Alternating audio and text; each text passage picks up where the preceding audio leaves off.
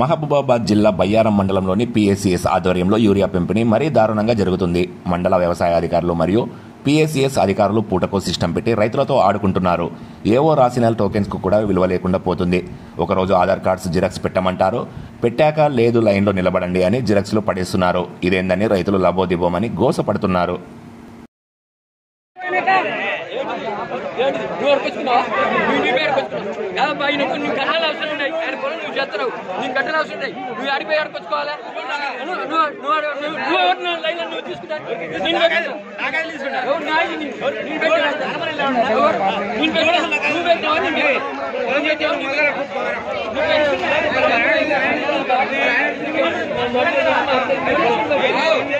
Ini